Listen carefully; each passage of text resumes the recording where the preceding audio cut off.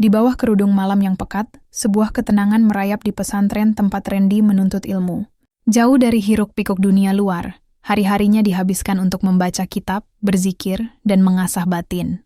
Ia adalah salah satu santri terbaik, dikenal karena kedalamannya dalam memahami ajaran dan ketenangan jiwanya yang tak mudah goyah. Bagi Randy, tempat ini adalah rumah keduanya, sebuah benteng dari kegelapan dunia. Namun, ketenangan itu seketika sirna saat sebuah telepon dari sambungan luar masuk ke pesantren. Dini hari itu, suara ibunya di seberang sana terdengar pecah, menahan tangis, mengalirkan kabar yang merobek ketenangan jiwanya. "Nak, pulanglah, ayahmu." Suara ibunya terbata-bata. Hati Randy mencelos. Ia merasakan firasat buruk, firasat yang jauh lebih menakutkan dari sekadar penyakit biasa. Ia mendesak ibunya untuk bercerita, dan apa yang ia dengar membuat seluruh tubuhnya menegang. Ayahnya, Wiryo Diharjo, terbaring tak berdaya. Bukan demam atau batuk biasa. Ia memuntahkan benda-benda aneh. Paku-paku berkarat, pecahan-pecahan beling, bahkan rambut kusut yang tak jelas asalnya. Seluruh tubuhnya dipenuhi luka lebam kehitaman yang menjalar, seolah ada sesuatu yang merayap di bawah kulitnya. Kami sudah bawa ke puskesmas, ke dukun kampung, tapi tidak ada yang bisa bantu. Kata mereka, ini bukan penyakit biasa, nak. Bisik ibunya putus asa. Kata-kata itu bagai lonceng bahaya yang berdering nyaring di telinga Randy. Ia tahu, apa yang menimpa ayahnya jauh di luar batas nalar medis. Ini adalah urusan yang melibatkan hal-hal gaib, dunia yang ia pelajari, dan yakini keberadaannya namun tak pernah ia sangka akan menimpa keluarganya sendiri. Ketenangan yang selama ini ia genggam seketika sirna, digantikan oleh gelombang kekhawatiran dan amarah yang perlahan membara. Tanpa berpikir panjang, Randy segera meminta izin kepada sang kiai. Ia mengemasi barang-barangnya secepat mungkin, melepas seragam putih dan peci yang menjadi bagian dari dirinya, dan bergegas menuju stasiun. Perjalanan pulang menuju desa Muncang Wetan terasa begitu panjang. Setiap putaran roda bus, setiap kilometer yang terlewati, hanya menambah beban di pundaknya. Pikirannya melayang membayangkan wajah ayahnya yang gagah kini terbaring lemah. Ia mencoba mencari jawaban, mencari petunjuk dari ilmu yang telah ia pelajari, namun semua terasa hampa di hadapan kengerian yang nyata. Saat kakinya menginjak tanah desanya, ia merasakan perbedaan yang mencolok. Udara terasa berat, seolah dipenuhi energi negatif. Pandangan warga desa yang menyambutnya penuh dengan simpati dan ketakutan. Bisik-bisik yang menyebut kata santet dan guna-guna terdengar samar di telinganya. Rumahnya yang biasanya ramai dan hangat kini sunyi. Pintu depan terbuka sedikit, mengundang angin dingin masuk ke dalam. Dengan jantung berdebar kencang, Randy melangkah masuk. Ia melihat ibunya dan adik perempuannya terduduk lesu di ruang tengah. Tatapan mereka kosong, seolah telah kehabisan air mata dan harapan. Namun pandangan Randy langsung tertuju ke kamar depan. Di atas dipan terbaring sosok yang sangat dikenalnya, Wiryo Diharjo. Ayahnya tampak seperti bukan dirinya. Kulitnya pucat kebiruan, urat-urat di lehernya menonjol, dan lebam hitam pekat menyebar dari dada hingga ke perut. Ia bernapas dengan suara serak, sesekali merintih dalam tidurnya yang gelisah. Randy mendekat, meraih tangan ayahnya yang terasa dingin. Saat itulah ia melihat pemandangan yang paling mengerikan. Dari sudut mata ayahnya, mengalir tetesan air mata darah. Seketika Randy tahu, ia tidak hanya pulang untuk menjenguk orang sakit, melainkan untuk menghadapi sebuah pertempuran yang jauh lebih gelap dari yang pernah ia bayangkan. Ia harus mencari tahu dalang di balik semua ini, dan bertekad untuk membebaskan ayahnya, apapun risikonya. Lutut Randy lemas. Di atas dipan, ayahnya Wiryo Diharjo terbaring tanpa daya. Pemandangan air mata darah yang mengalir dari sudut matanya mengkonfirmasi semua ketakutan Randy. Ini adalah santet, sebuah serangan sihir yang mengerikan, yang jauh melampaui kemampuan para tabib desa. Randy meraih tangan ayahnya yang terasa dingin, menggenggamnya erat seolah bisa menyalurkan seluruh kekuatannya. Namun, Wiryo Diharjo tetap tak bergeming. Tubuhnya bergetar pelan saat lebam hitam di dadanya tampak sedikit melebar. Randy mundur perlahan, meninggalkan sang ayah yang kini hanya bisa pasrah. Ia beralih menemui ibunya Siti, yang duduk di ruang tengah dengan mata sembab dan tatapan kosong. Adik perempuannya Dian meringkuk di sampingnya ketakutan. "Bu, ceritakan semuanya." "Dari awal," pinta Randy dengan suara pelan namun tegas. Siti menghela napas berat. Ia mulai bercerita. Suaranya dipenuhi kengerian dan kelelahan. Awalnya penyakit itu hanya gejala biasa, demam tinggi, mual, dan sakit kepala. Tapi kemudian gejala itu berubah menjadi mimpi buruk yang nyata. Wiryodiharjo mulai muntah-muntah. Bukan makanan, melainkan paku-paku berkarat dan pecahan beling tajam yang melukai kerongkongannya. Terkadang, ia bahkan memuntahkan gumpalan rambut yang basah dan berbau anyir. Setiap kali serangan itu datang, Wiryodiharjo menjerit kesakitan, seolah ada sesuatu di dalam tubuhnya yang bergerak, merobek-robek organ dalamnya. Siti juga bercerita tentang upaya sia-sia mereka. Mereka telah mendatangi dukun-dukun lokal yang hanya bisa menggelengkan kepala dan berkata, "Ini bukan urusan kami." Salah satu dukun bahkan pingsan setelah mencoba melihat sumber penyakit dan berbisik bahwa ada kekuatan jahat yang terlampau kuat yang melindungi santet itu. Harapan demi harapan pupus, hingga akhirnya mereka hanya bisa pasrah, menunggu keajaiban atau akhir dari penderitaan Wiryodiharjo. Mendengar cerita ibunya, Randy menyadari betapa dalam masalah ini. Ini bukan sekadar santet biasa, melainkan serangan terencana yang dilakukan oleh seseorang yang memiliki kekuatan dan niat jahat luar biasa. Ia adalah seorang santri, terbiasa berhadapan dengan konsep kebaikan dan keburukan, namun melihat manifestasi kejahatan itu secara langsung di tubuh ayahnya, membuatnya merasakan kemarahan yang membara. Randy beranjak. Ia berjalan mengelilingi rumah, mengamati setiap sudutnya dengan saksama, mencari petunjuk yang mungkin terlewat oleh mata awam. Ia ingat pelajaran dari kiainya.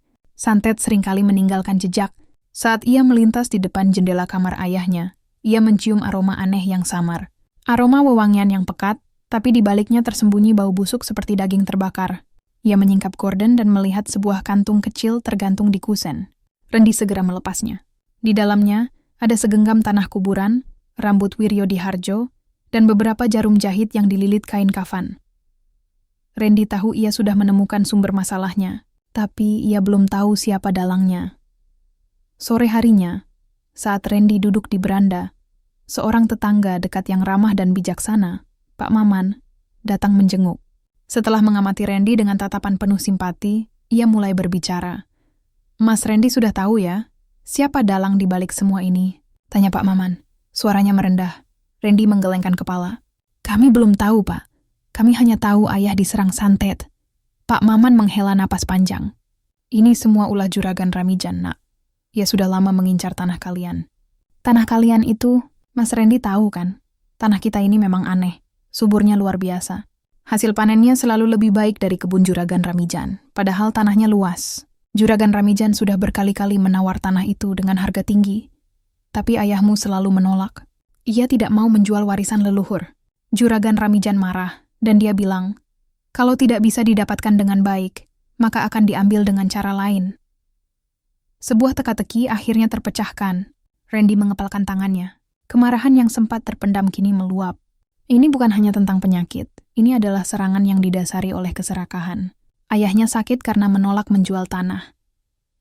Di bawah langit senja yang mulai menggelap, Randy menyadari bahwa pertempuran ini tidak hanya soal nyawa ayahnya. Ini soal tanah, soal kehormatan keluarga, dan soal melawan kejahatan yang merajalela. Ia menatap langit, hatinya dipenuhi tekad yang membaja.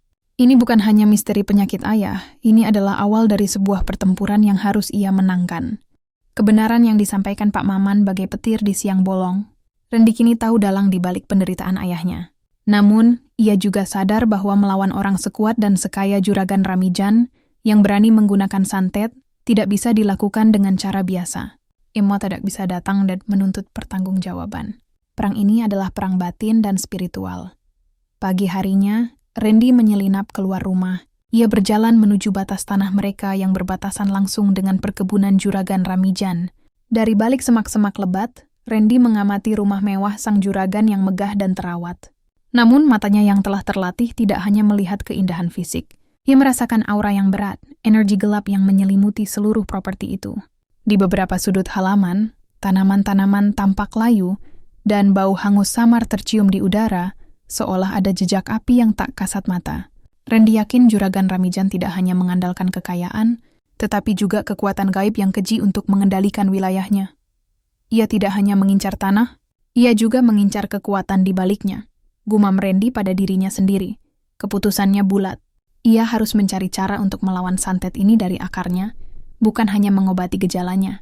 Malam itu, setelah ayahnya tertidur lelap dan ibunya terlelap dalam kelelahan, Randy mendatangi ibunya yang masih terjaga. "Bu, apakah ada pusaka atau benda warisan dari kakek buyut Ki Warok Jatmo?" "Apa saja?" tanya Randy. Suaranya pelan. Siti terkejut. Ia menatap Randy dengan tatapan penuh keheranan. "Kenapa kau menanyakan itu, Nak? Ayahmu tidak pernah mau membicarakannya. Hanya ada satu. Sebuah keris pusaka yang tersimpan di dalam peti." Ia kemudian mengambil sebuah peti kayu tua yang terkunci rapat di bawah tempat tidur. Peti itu berdebu, seolah tak pernah disentuh selama bertahun-tahun. Siti menyerahkan kuncinya kepada Randy. "Ayahmu bilang, jangan pernah dibuka." Ia takut. Dengan hati-hati Randy membuka peti itu. Di dalamnya, terbaring sebuah keris tua yang sarungnya terbuat dari kayu ulin yang sangat gelap. Bilahnya tidak mengilap, tetapi memancarkan aura dingin yang aneh. Namun, perhatian Randy tertuju pada sesuatu yang lain. Sebuah gulungan kertas lusuh yang terikat benang hitam terselip di dalam gagang keris. Ia membuka gulungan itu. Tulisannya kuno, seperti aksara yang digunakan di masa lampau, namun Randy bisa membacanya. Isi gulungan itu membuat darah Randy seolah berhenti mengalir. Ini adalah catatan tangan Ki Warok Jatmo, kakek buyutnya. Catatan itu mengisahkan tentang masa sulit yang dihadapi keluarga mereka bertahun-tahun silam. Tanah mereka gersang dan kelaparan mengancam. Dalam keputusasaan, Ki Warok Jatmo membuat perjanjian dengan sesosok roh penjaga tanah yang sangat kuat. Imbalannya adalah kesuburan tanah yang luar biasa, sehingga hasil panen mereka akan selalu melimpah, jauh melampaui tanah lain di desa. Namun ada syaratnya. Setiap 18 tahun sekali, keturunannya harus memberikan tumbal darah sebagai bentuk pemenuhan janji. Dada Randy terasa sesak. Ia membaca lagi, mencoba meyakinkan dirinya bahwa ia tidak salah. Namun setiap kata mengkonfirmasi kengerian itu. Perjanjian itu adalah alasan mengapa tanah mereka sangat subur, mengapa Juragan Ramijan begitu menginginkannya. Dan sekarang, santet dari Juragan Ramijan bukan hanya serangan acak, melainkan cara untuk menagih janji yang sudah terabaikan. Santet itu adalah pintu masuk bagi roh penjaga tanah untuk mengklaim tumbalnya. Randy menyadari, pertempuran yang ia hadapi jauh lebih besar dari sekadar melawan Juragan Ramijan. Ia harus melawan perjanjian kuno yang telah membelenggu keluarganya selama beberapa generasi. Perjanjian yang membuat ayahnya menjadi tumbal saat ini. Kemarahan pada kakek buyutnya, Ki Warok Jatmo, muncul sejenak, namun segera tergantikan oleh tekad yang membaja.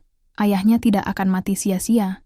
Ia tidak akan membiarkan perjanjian itu berlanjut. Ilmu yang ia pelajari di pesantren, yang ia kira hanya akan ia gunakan untuk memperdalam iman, kini menemukan relevansi yang menakutkan. Ia tahu ada cara untuk melawan kekuatan gaib, bahkan untuk membatalkannya. Ia hanya perlu menemukan cara yang tepat. Ia menutup gulungan kertas itu, menggenggamnya erat, seolah-olah ia memegang takdir keluarganya. Malam itu Randy tidak tidur. Ia duduk di samping ayahnya yang terbaring lemah, menyaksikan lebam hitam di tubuhnya bergerak perlahan, seolah ada sesuatu yang hidup di dalamnya.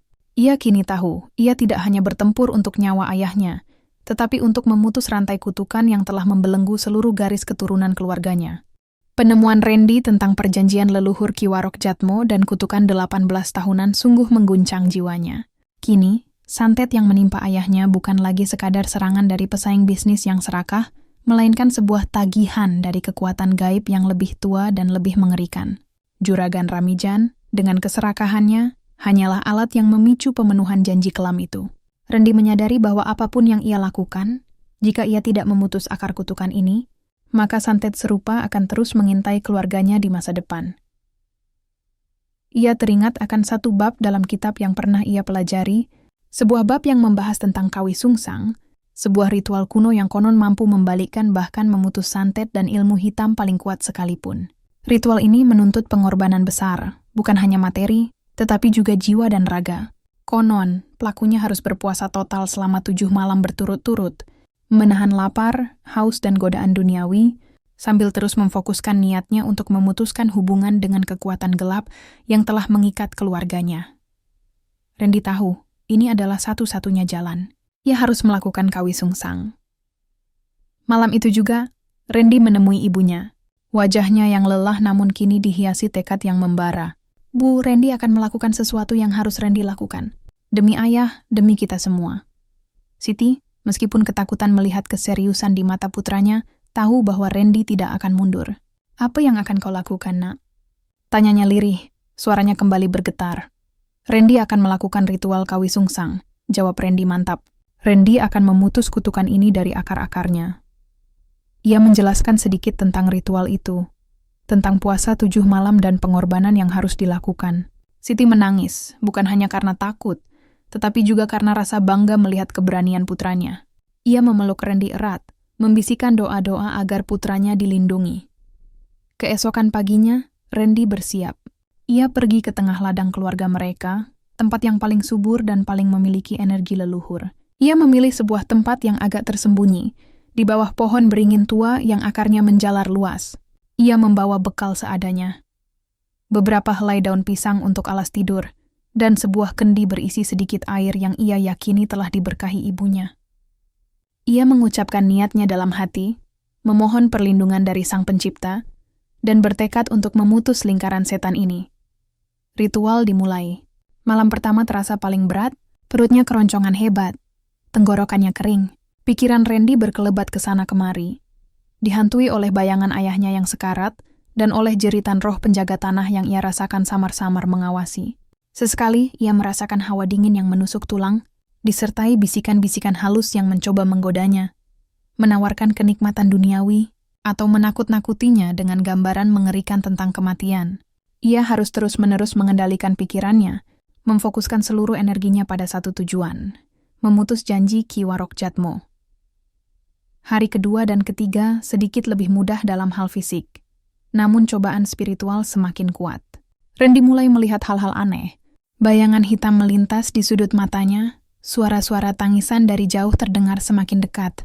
Ia merasakan seolah-olah ada makhluk-makhluk tak terlihat yang mengelilinginya, mengujinya, mencoba membuatnya putus asa. Ia teringat ajaran gurunya tentang bagaimana menghadapi gangguan gaib. Tetap teguh pada niat suci, memohon perlindungan ilahi, dan tidak pernah menunjukkan rasa takut.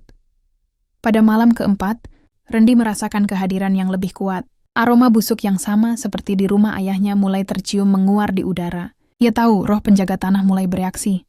Bisikan-bisikan itu berubah menjadi ancaman yang lebih jelas, menjanjikan siksaan neraka jika ia terus berani menentangnya. Randy hanya bisa memejamkan mata, mengencangkan genggaman tangannya, dan terus berdoa. Ia merasakan energi kehidupan di sekelilingnya, terutama dari tanah yang ia pijak, mencoba memberinya kekuatan. Malam kelima adalah puncak penderitaan fisik. Tubuh Randy lemas, pandangannya mulai kabur. Non cemenlah untuk menyerah. Ia merasakan kesakitan ayahnya meresap ke dalam jiwanya, memberinya kekuatan untuk terus bertahan. Ia membayangkan setiap paku dan pecahan beling yang dimuntahkan ayahnya sebagai simbol dari belenggu kutukan yang harus ia patahkan. Malam keenam, sesuatu berubah. Gangguan spiritual mulai mereda, digantikan oleh rasa damai yang aneh. Namun Randy tahu ini bukan akhir. Ia merasakan kehadiran juragan Ramijan, atau lebih tepatnya, dukun yang disewanya, mulai mendekat. Aura jahat yang dipancarkan dukun itu sangat kental, berusaha untuk mengganggu ritualnya sebelum ia sempat menyelesaikannya. Randy harus bersiap untuk pertempuran terakhir, sebuah pertarungan fisik dan spiritual yang akan menentukan nasib keluarganya. Ia telah menahan lapar dan haus. Ia telah menahan godaan dan ancaman gaib. Kini ia harus menghadapi kekuatan yang lebih nyata, kekuatan yang berusaha menghentikannya secara langsung. Ia merasakan energinya terkuras, namun tekadnya justru semakin membaja. 7 malam puasa dan perjuangan batin telah membawanya ke ambang kekuatan yang tak terduga. Setelah mengetahui kebenaran pahit mengenai perjanjian leluhur, Randy menyadari bahwa hanya ada satu jalan yang bisa ditempuh. Ia tidak bisa hanya mengobati ayahnya, ia harus memutus rantai kutukan yang telah membelenggu keluarganya selama beberapa generasi. Dengan tekad yang bulat, ia menyampaikan rencananya kepada ibunya.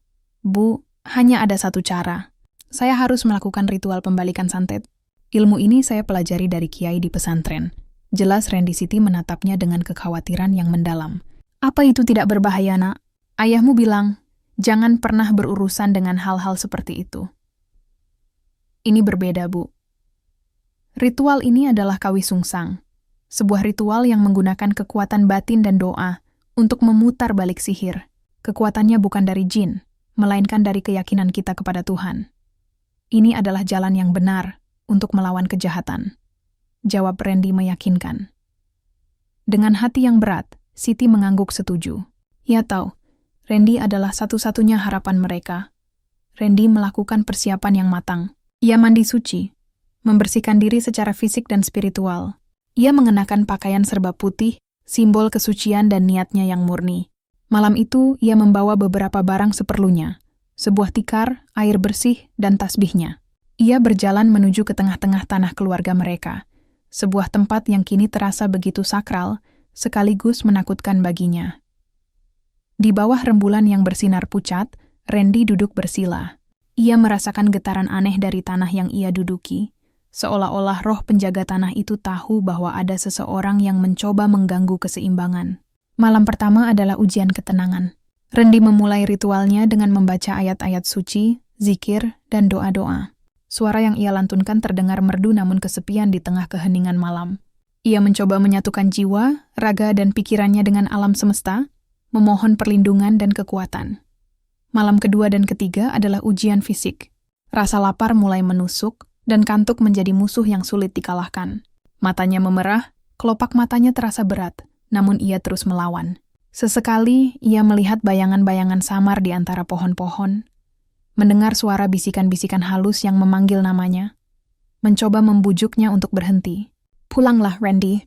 Kamu tidak akan sanggup," bisik suara-suara itu, namun Randy menutup matanya dan memperkuat lantunan doanya. Malam keempat, ujian batin mulai datang. Bisikan itu berubah menjadi suara yang lebih jelas, suara-suara orang terdekatnya. Suara ibunya memohon, "Nak, kasihanilah dirimu sendiri," dan suara ayahnya yang merintih kesakitan, "Randy, sakit sekali." Randy tahu itu semua adalah ilusi, tipuan yang dirancang untuk meruntuhkan mentalnya. Ia menggenggam erat tasbihnya, merasakan setiap butiran bijinya sebagai pengingat akan keyakinannya. Malam kelima, Randy merasakan kehadiran baru, hawa dingin yang menusuk tulang, bukan dari angin malam, tetapi dari sebuah energi gelap yang datang dari arah kebun Juragan Ramijan. Ia tahu dukun suruhan Juragan Ramijan akhirnya ikut campur. Aura jahat itu terasa mencekam, dan ia melihat ilusi-ilusi yang semakin mengerikan. Ular-ular gaib melilit di sekelilingnya, dan wajah-wajah seram muncul di balik semak. Randy tidak panik. Ia membalas serangan itu dengan kekuatan doa dan ketenangan.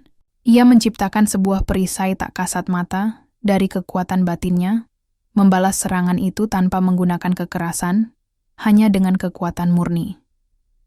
Malam keenam adalah malam terberat. Randy tidak hanya melawan musuh di luar, tapi juga melawan keputusasaan di dalam dirinya sendiri. Tubuhnya terasa remuk, tenggorokannya sakit dan suaranya serak. Bayangan-bayangan hitam yang menyerupai monster menjulang di depannya, meraung dengan suara menggelegar. Mereka mencoba merobohkan perisai yang ia buat, memaksa Randy untuk menyerah.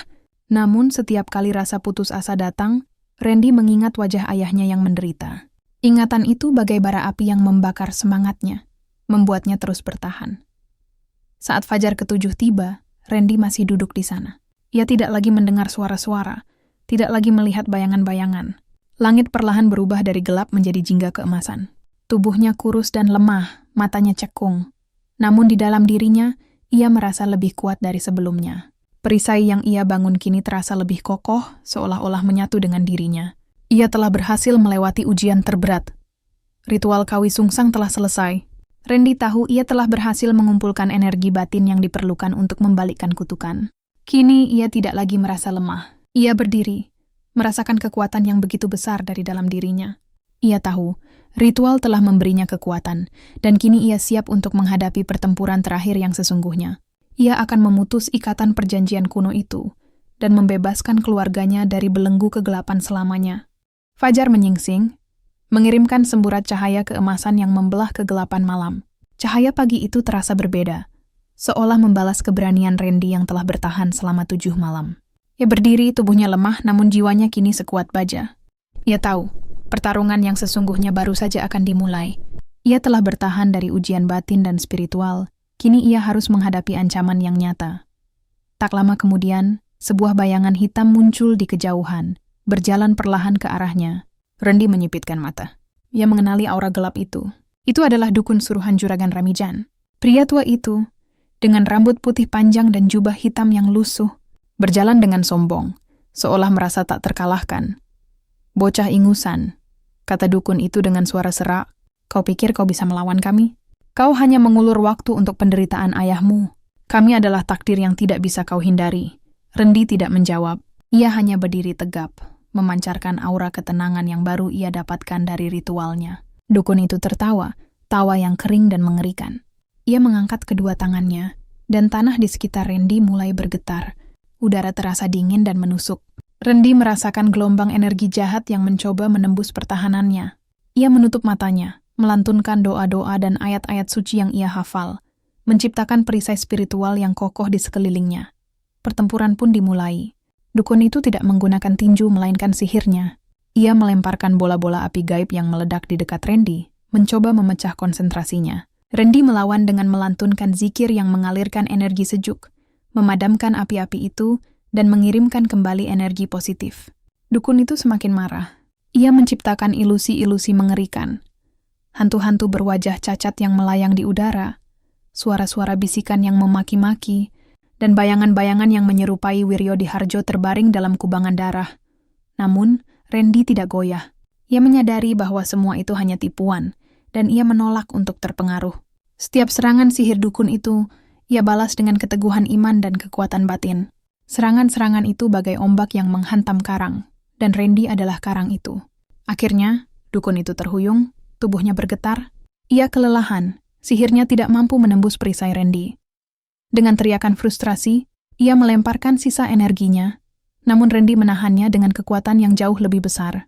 Dukun itu terdorong mundur, jatuh ke tanah, dan tubuhnya perlahan menghilang menjadi asap hitam. Namun, ketenangan itu tidak berlangsung lama. Kemenangan atas dukun itu hanyalah sebuah pembuka. Randy merasakan getaran yang jauh lebih kuat dari dalam tanah itu sendiri. Getaran itu bukan lagi serangan sihir, melainkan amarah dari sebuah entitas kuno. Bumi di bawah kakinya mulai bergetar hebat, rumput-rumput dan tanaman di sekitarnya layu dalam sekejap. Dari tengah tanah, sebuah pusaran debu dan kegelapan menjulang. Sebuah entitas gaib yang tidak memiliki bentuk pasti, namun Randy bisa merasakan aura permusuhan yang luar biasa darinya. Roh penjaga tanah itu kini menampakkan diri. Suaranya menggelegar di kepala Randy, bukan melalui telinga, melainkan langsung ke dalam batinnya. Kau mengganggu perjanjian. Raung roh itu. Kau menghancurkan utusanku. Sekarang kau harus membayar harga yang lebih mahal. Roh itu melancarkan serangan terakhir. Bukan dengan ilusi, tetapi dengan kekuatan murni. Akar-akar pohon merayap keluar dari tanah, mencoba melilit kaki Randy. Udara di sekitarnya terasa menekan, seolah mencoba meremukkan tulangnya. Roh itu mencoba memaksanya untuk menjadi tumbal yang sudah dijanjikan. Randy merasa seperti ditarik ke dalam jurang kegelapan. Ia kera mengerahkan seluruh kekuatannya, menolak untuk menyerah. Dalam keadaan terdesak, Randy teringat akan sebuah pesan dari gurunya. Kekuatan sejati bukan untuk menghancurkan, melainkan untuk memutus ikatan yang salah. Ia memejamkan mata, memfokuskan pikirannya. Ia tidak akan melawan roh itu dengan kekuatan, melainkan dengan niat yang murni. Ia mengeluarkan keris pusaka yang ia bawa, pusaka yang menjadi perantara perjanjian kuno itu. Randy mengangkat keris itu tinggi-tinggi. Dengan seluruh tenaga yang tersisa, ia menghempaskannya ke sebuah batu besar yang ada di sana. Terdengar bunyi kretek yang nyaring. Bilah keris itu retak, pecah menjadi dua, dan patahan-patahan kecilnya berserakan di atas tanah. Bersamaan dengan pecahnya keris, Randy melukai telapak tangannya sendiri dengan pecahan keris, meneteskan darahnya ke tanah. Aku, Randy, memutus janji ini. Teriaknya. Suaranya serak namun penuh kekuatan. Tumbal telah terbayar. Ikatan telah terputus. Kini tanah ini bebas dari perjanjian kotor ini. Roh itu mengeluarkan jeritan pilu yang memekakkan telinga. Tubuhnya yang terbuat dari bayangan dan debu bergetar hebat, perlahan-lahan menyusut, dan akhirnya menghilang kembali ke dalam tanah. Kekuatan yang menekan Randy seketika sirna. Randy jatuh berlutut, kelelahan, dan napasnya terengah-engah. Ia berhasil. Ia telah memutus kutukan. Namun ia tidak tahu bahwa kemenangan ini harus ia bayar dengan harga yang paling mahal. Saat ia menatap cahaya fajar, pandangannya mulai kabur, dan kegelapan perlahan-lahan menelan retinanya. Randy jatuh berlutut, napasnya terengah-engah. Darah dari telapak tangannya menetes ke tanah, bercampur dengan debu dan sisa-sisa energi spiritual yang baru saja menghilang. Ia merasakan kelegaan yang luar biasa. Beban yang selama ini menekan, aura gelap yang menyelimuti tanah mereka, kini telah sirna sepenuhnya. Ia telah berhasil. Ia telah memutus kutukan leluhur. Namun kelegaan itu segera digantikan oleh sensasi yang aneh dan mengerikan. Ia tak mencoba berdiri, tetapi kakinya terasa lemas. Ia berusaha membuka matanya, tetapi yang ia lihat hanyalah kegelapan yang pekat. Kegelapan itu bukan karena malam, melainkan karena pandangannya telah sirna. Ia panik. Tangannya meraba-raba wajahnya sendiri, mencoba memastikan bahwa ia tidak sedang bermimpi. Ia mencoba memanggil ibunya, namun suaranya hanya keluar sebagai bisikan serak, seolah ada sesuatu yang telah merenggut pita suaranya. Kekuatan yang ia dapatkan dari ritual Kawi Sungsang telah ia gunakan untuk membalikkan sihir, dan harga yang ia bayar adalah bagian dari dirinya sendiri. Kehilangan penglihatan dan kemampuannya berbicara dengan jelas adalah tumbal yang tak terduga. Sebuah konsekuensi langsung dari pertempuran spiritual yang luar biasa. Ia adalah pahlawan yang cacat, pemenang yang kehilangan. Tak lama kemudian, sebuah bayangan menghampirinya. Itu adalah Pak Maman, yang sedari tadi mengamati Randy dari kejauhan. Wajah Pak Maman pucat pasi melihat Randy tergeletak di tanah, berlumuran darah dengan mata kosong. Dengan bantuan beberapa tetangga, mereka mengangkat Randy dan membawanya pulang. Keluarga Randy menyambutnya dengan campuran tangis haru dan keputusasaan. Ibu Randy memeluk putranya erat-erat, air matanya membasahi baju Randy. Ia merasakan kesedihan yang mendalam melihat kondisi putranya yang kini tidak bisa melihat dan berbicara dengan normal, tetapi pada saat yang sama, ia merasakan kelegaan yang tak terkira. Randy telah menyelamatkan mereka. Di waktu yang sama, di desa sebelah, kabar tentang kejatuhan Juragan Ramijan menyebar seperti api. Saat Randy berhasil memutus kutukan, energi sihir yang ia kirimkan berbalik, menghantam pembuatnya. Dukun suruhan Juragan Ramijan ditemukan tak sadarkan diri di rumahnya, dengan sekujur tubuh dipenuhi luka bakar aneh yang tak bisa dijelaskan. Ia tidak sadar lagi dan jiwanya telah kosong. Sementara itu, Juragan Ramijan sendiri mengalami nasib yang lebih buruk. Penyakit aneh yang selama ini menimpa Wiryodiharjo kini menghantam dirinya. Juragan Ramijan menjerit kesakitan, memuntahkan paku dan pecahan beling, persis seperti apa yang ayahnya Randy alami. Kekayaannya, yang ia gunakan untuk melancarkan kejahatan, tiba-tiba mengalami kemunduran drastis. Perkebunan yang menjadi kebanggaannya kini layu dan mati dalam semalam, seolah roh penjaga tanah itu telah mengambil kembali kesuburan yang mereka curi. Bagi penduduk desa, ini adalah keadilan ilahi. Mereka menyaksikan sendiri bagaimana Juragan Ramijan yang angkuh dan kejam mendapatkan balasan yang setimpal. Rasa takut yang selama ini menyelimuti desa perlahan sirna, digantikan oleh kekaguman dan rasa hormat yang mendalam kepada Randy. Ia adalah penyelamat mereka. Hari-hari berikutnya adalah masa penyembuhan. Randy hanya bisa berdiam diri di rumah, namun ia tidak putus asa. Dalam kegelapan matanya, ia merasakan hal-hal yang tidak pernah ia rasakan sebelumnya. Ia bisa merasakan energi kehidupan yang mengalir di sekelilingnya, mendengar bisikan-bisikan dari alam yang tidak terdengar oleh telinga biasa. Ia telah kehilangan penglihatan fisiknya, tetapi indera spiritualnya menjadi jauh lebih tajam. Suaranya mungkin tidak bisa lagi mengucapkan kata-kata dengan jelas, tetapi doanya kini jauh lebih kuat dan lebih dalam. Randy telah membayar harga tertinggi untuk kebebasan keluarganya. Ia telah mengalahkan kegelapan, dan kini, dalam kegelapan fisiknya, ia menemukan cahaya batin yang jauh lebih terang. Ia telah menjadi pahlawan yang tidak pernah ia minta. Perjuangannya kini telah usai, tetapi kisahnya sebagai penjaga tanah, sebagai pelindung, baru saja dimulai. Ia akan menerima takdir ini dengan lapang dada. Bulan-bulan berlalu di desa Muncang Wetan. Musim berganti, dan luka-luka akibat pertempuran spiritual yang terjadi di tengah tanah itu perlahan mulai pulih, baik di alam maupun di hati para penduduk. Randy juga memulai babak baru dalam hidupnya. Ia tidak lagi melihat dengan mata, melainkan dengan sentuhan, dengan pendengaran, dan dengan perasaan batin yang jauh lebih tajam. Kegelapan di matanya tidak lagi terasa sebagai hukuman, melainkan sebuah pintu menuju dunia yang lebih dalam dan penuh makna. Rutinitasnya kini sederhana, namun penuh. Ia menghabiskan sebagian besar waktunya duduk di beranda, merasakan kehangatan matahari pagi dan hembusan angin sepoi-sepoi. Ia bisa melihat keberadaan ibunya melalui suara napas dan gerakan kain, merasakan kehadiran adiknya dari langkah kaki yang ringan, dan merasakan pulihnya sang ayah dari kekuatan genggaman tangannya. Ia belajar mengenali dunia dengan cara yang sama sekali baru, dan dalam prosesnya, ia menemukan kedamaian yang lebih dalam dari yang pernah ia rasakan saat berada di pesantren. Desa Muncang Wetan, yang dahulu diselimuti ketakutan, kini diliputi kedamaian. Kabar tentang kejatuhan Juragan Ramijan menjadi buah bibir yang tak henti-hentinya diceritakan. Kekayaan Juragan Ramijan lenyap dalam sekejap, seolah diambil kembali oleh alam. Perkebunan yang luas dan menjadi kebanggaannya kini gersang dan tidak bisa ditanami lagi, menjadi saksi bisu atas keserakahan yang ia lakukan. Penyakit yang ia kirimkan berbalik menyerangnya, mengubah sosok yang angkuh dan sombong menjadi pria tua yang kurus, lemah, dan terus-menerus menjerit kesakitan. Tidak ada yang mau menolongnya. Ia terisolasi, mendapatkan balasan yang setimpal atas perbuatannya. Sementara itu, Wiryo Diharjo kembali pulih sepenuhnya. Luka lebam di tubuhnya menghilang, dan ia bisa kembali bekerja di sawah. Keluarga mereka kini diliputi kedamaian dan rasa syukur yang luar biasa. Mereka tidak lagi takut pada tanah mereka, melainkan menjaganya dengan penuh rasa hormat. Reputasi Randy menyebar ke seluruh desa dan kampung-kampung di sekitarnya. Ia tidak lagi hanya dikenal sebagai putra Wiryo Diharjo, melainkan sebagai seorang pelindung, seorang guardian. Orang-orang tidak datang padanya untuk meminta pengobatan fisik, melainkan untuk meminta nasihat batin. Mereka percaya, meski Randy tidak bisa melihat dengan mata, ia bisa melihat kebenaran yang tersembunyi. Suatu sore, seorang petani datang menemui Randy. Wajahnya penuh kekhawatiran. "Mas Randy," bisiknya, "tanah saya mendadak gersang." "Saya tidak tahu apa yang salah." Randy tidak menjawab dengan kata-kata. Ia hanya mengulurkan tangannya. Petani itu meletakkan segenggam tanah di telapak tangan Randy.